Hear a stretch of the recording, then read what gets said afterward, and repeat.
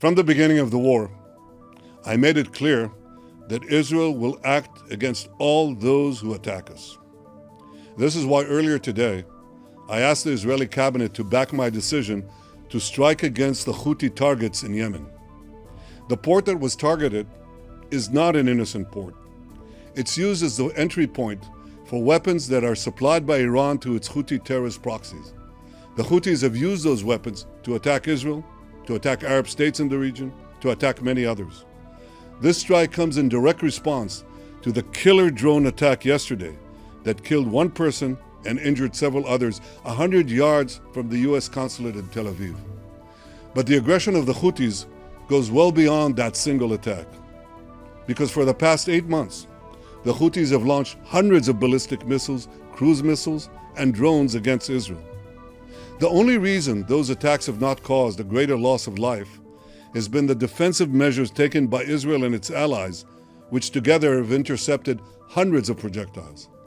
I would like to thank the United States, Britain, France, and other members of the International Maritime Coalition that was formed to repel Houthi attacks.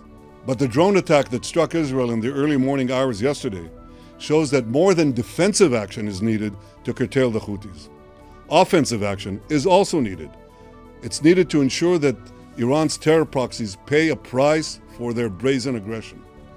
For over half a year, the Houthis have not only attacked Israel, they've also targeted the ships of dozens of countries traversing the Bab el-Mandeb Straits.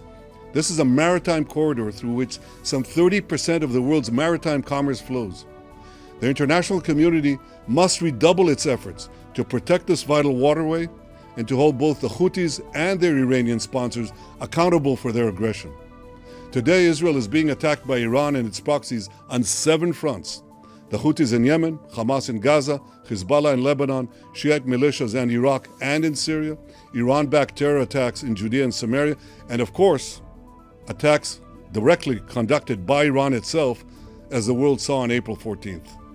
In defending ourselves against this Iranian terror axis, Israel stands on the front lines against a regime that threatens the entire Middle East, threatens the entire world. This is why all those who seek a more secure and stable Middle East should fully support Israel's action against this terror axis in Yemen, in Gaza, in Lebanon, and elsewhere. And to Israel's enemies, I have a simple message. Do not doubt Israel's determination to defend itself on every front.